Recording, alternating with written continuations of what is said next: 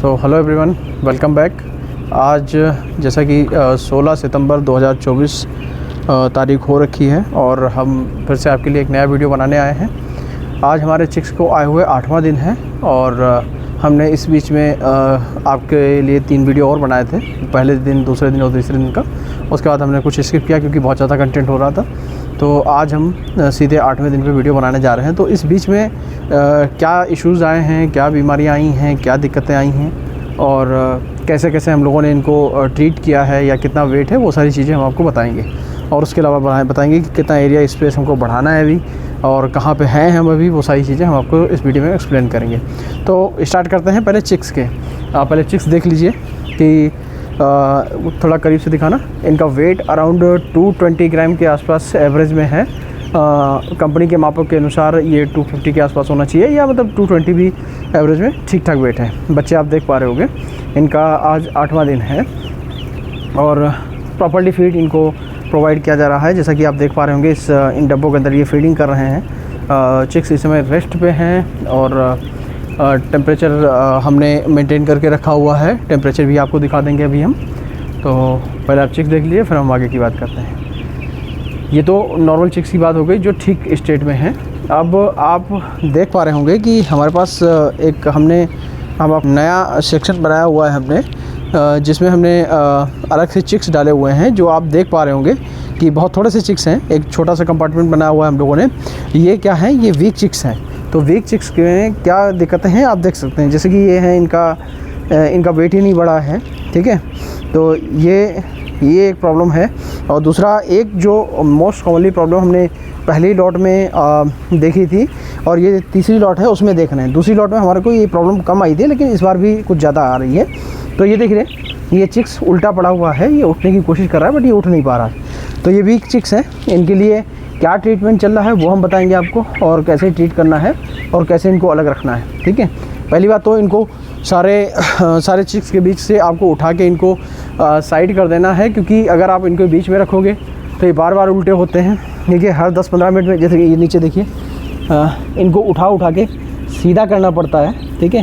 तो आप इतने सारे चिक्स के बीच में इनको ढूंढना मुश्किल हो जाता है। तो इसलिए हम लोग इनको जो चिक्स उल्टे होते जाते हैं उनको उठवा लेते हैं और उठवा के उनको साइड कर देते हैं, ताकि हमको इनको आसानी से ट्रीट करने में कोई प्रॉब्लम ना हो। तो बाकी चिक्स सही हैं, ठीक है, सब कुछ सही चल रहा है। एक जो प्रॉब्लम और आई है इनके बीच में, खिचखिच, मतलब जो आवाज़ में इनके खिचखिचाहट आने लगी, जो खांसी की एक आम समस्या है, जो इनके फेफड़ों में बलगम टाइप का आ जाता है, वो है। तो उसको ट्रीट करने के लिए हमने एक दवा चलाई है। नॉर्मली उसको अगर फार्मूले पे जाएँ तो एक बेनाड्रिल के नाम से एक कफ सिरप आती है, जो ह्यूमन के लिए आती है। सिमिलर टू दैट एक बी-कॉम्प्लेक्स करके एक सिरप आती है, तो हमने वो चलाई है, ठीक है। एक्चुअली हमने एक तीसरी कंपनी की सिरप है वो चलाई है। तो उनको अभी पहली डोज दी है, तो उसके बाद से इनको आराम है, ठीक है। तो खिचखिच की समस्या बंद हो चुकी है अभी इनके अंदर से, बहुत लाइटली रह गई है। तो एक दो डोज के बाद में ये बिल्कुल ही प्रॉपर्ली ठीक हो जाएंगे।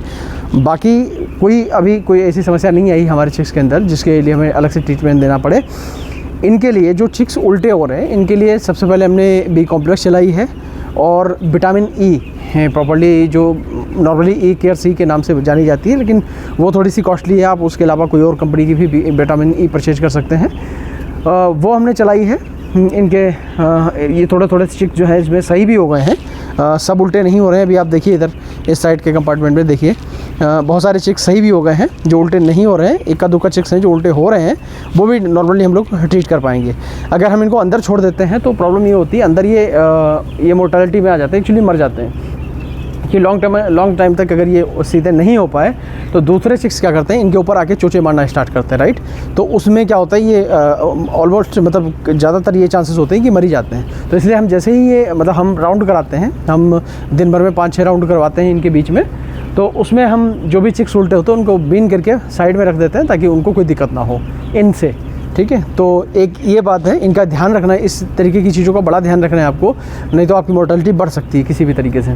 तो एक तो ये समस्या हो गई थी, दूसरी हमने आपको बता दी कि खांसी की समस्या। अब आते हैं तीसरी समस्या।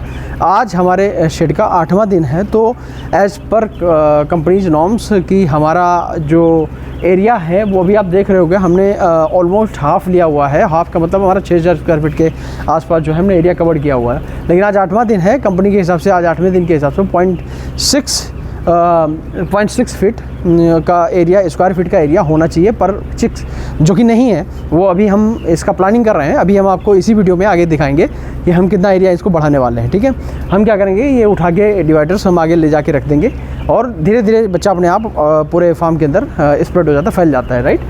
तो अब हम ये प्रक्रिया भी आपको दिखाएंगे इसी वीडियो के अंदर। दूसरा, हमने बहुत सारे मैनुअल फीडर्स लगा रखे थे साइड में, ठीक है, और इस साइड, दोनों साइड पे अगर आप देखोगे तो बहुत सारे मैनुअल फीडर्स लगा रखे हैं, जो कि अब हम इनको भी हटा ही देंगे।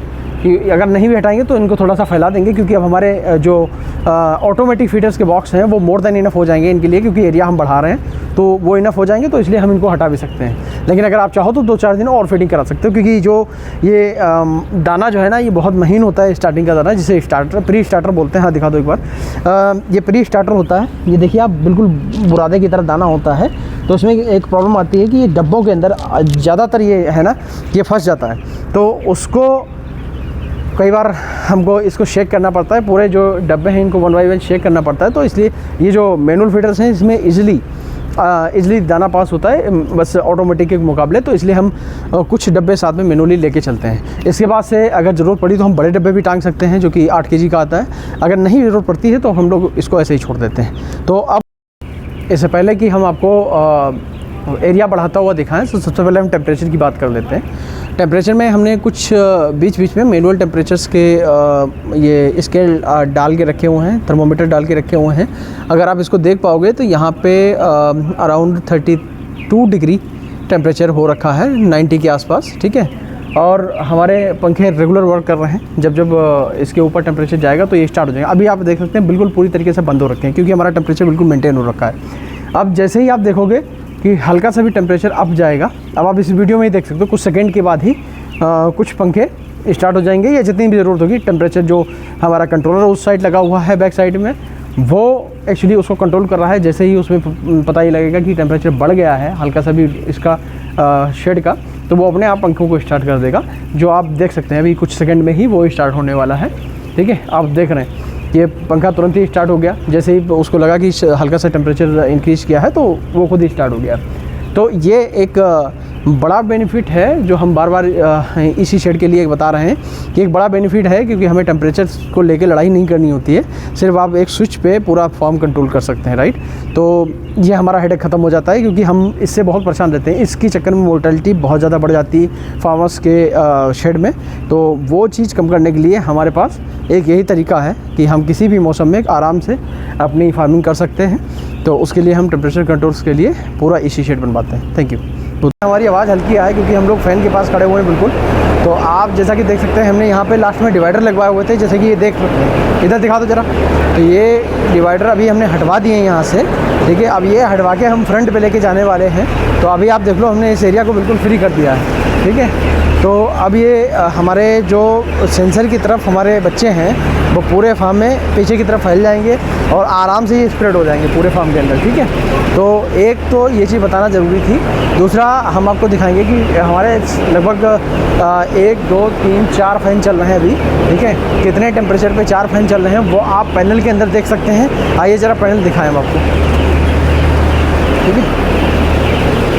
ये पैनल पे 33 डिग्री टेम्परेचर हो रखा है अभी हमारा, ठीक है। 32.9 हो गया है।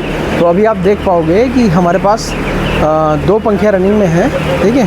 तो जैसे जैसे ये टेम्परेचर अप एंड डाउन होता है वैसे वैसे हमारे क्या कहते हैं, जो हमारा पंखे हैं वो अप डाउन होते रहते हैं, मतलब चलते बंद होते रहते हैं। तो बाकी आप अपने आप देख सकते हो, हमने कुछ बच्चे सेंसर की तरफ ब्लॉक करके रखे हुए हैं। क्यों रखे हुए हैं उसका रीज़न मैं आपको बता देता हूँ। क्योंकि ये सेंसर का डब्बा है, ठीक है। ये देख पा रहे होगे, इसमें ये डब्बे में सेंसर लगा हुआ है, ठीक है।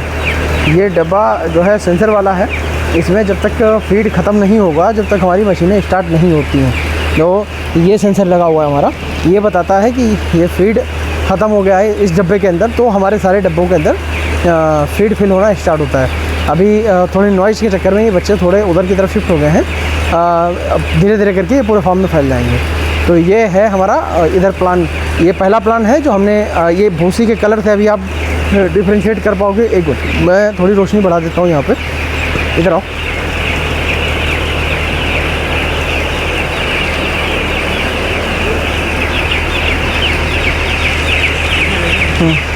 कौन से बच्चे कहाँ तक, अभी देखिए ये डिवाइडर जो है हमारे यहाँ तक लगे हुए थे भूसे के कलर से, आप देखिए ये बच्चे हमारे यहाँ तक थे। अब हम सारे बच्चों को पूरा एरिया दे रहे हैं, जितना भी पंखों तक का है वो सारा एरिया दे रहे हैं। अब ये पूरे एरिया में आराम से घूम फिर सकते हैं, तो बिल्कुल कोई दिक्कत नहीं। अब ये हो गया हमारा बैक साइड का एरिया, जो फैन साइड का एरिया है। अब हम आपको लेके चलेंगे फ्रंट में, जो हमारा एरिया हमको बढ़ाना है वो आपको दिखाएंगे चल के आगे की तरफ। तो जैसा कि हमने आपको बताया था कि हम आज स्पेस बढ़ाने वाले हैं, तो हमने क्या किया है कि जितने भी जो पार्टीशन हैं वो हमने फ्रंट पे आके रख दिए हैं जहाँ तक हमको स्पेस बढ़ाना था। और उसके बाद जो पार्टीशन बीच के थे वो हमने ओपनली बिल्कुल ओपन कर दिए हैं। तो धीरे धीरे करके जो है वो बच्चे सब पूरे फार्म में जब फैल जाएंगे तो हम पार्टीशन बीच बीच में फिर से रख देंगे। पार्टीशन का सिंपल सा पर्पज़ यही होता है कि हम सारे बच्चों को एक साथ इकट्ठा ना हो दें। अभी आप पूरी तरीके से देख पा रहे हो कि पूरा फार्म अभी यहाँ से वहाँ तक खाली है। हमने जितने भी पार्टीशन उनके बीच के थे वो सब ओपन कर दिए हैं और हम पिनिंग करा रहे हैं। जो भी बच्चे हमारे वीक हैं उनको हम उठवा रहे हैं, या जो मोर्टेलिटी है हम उनको गिनवा रहे हैं, ठीक है, वो आप अभी देख पाओगे। तो अभी देख रहे हो आप बीच में से लड़के हमारे थोड़ा उसको बच्चों को शिफ्ट करने की कोशिश कर रहे हैं। हालांकि इसकी भी ज़रूरत नहीं है, अगर आप ऐसे भी छोड़ दोगे तो वो बच्चे पूरे फार्म में अपने आप ही फैल जाएंगे। तो ये था हमारा पूरा 8वें दिन का वीडियो, जो आप लोग एंजॉय करें। फिर उसके बाद हम लोग फिर से आएंगे अभी एक और वीडियो के साथ में। होपफुली आज मतलब कल छोड़ के परसों हम लोग फिर से एक वीडियो बनाएंगे। तो आप आइएगा, फिर से देखिएगा कि क्या प्रोग्रेस है क्या नहीं है, और फिर हम आपको वेट तौल के दिखाएंगे कि कितना वेट एक्चुअली में हो गया है बच्चों का। तो अभी आप ये देख रहे हैं ये एक्टिव बच्चे हैं, इतनी तेज़ी से भाग रहे हैं। तो सारे बच्चे माइग्रेट मतलब जो जगह है उससे शिफ्ट होकर आगे की तरफ आ जाएंगे और फिर ये पूरे फार्म में अपने अच्छे से फैल जाएंगे। इनको डब्बों में मतलब जो कंजेशन था हमारा वो भी ख़त्म हो जाएगा। अभी भी हमने मैनुअल फीडर्स हटाए नहीं हैं, हमने जब बस उनकी हाइट बढ़ा दी है, जो आप देख पाओगे, ठीक है। तो ये है आज का 8वें दिन का वीडियो। अगले वीडियो के साथ फिर मिलेंगे। नमस्कार।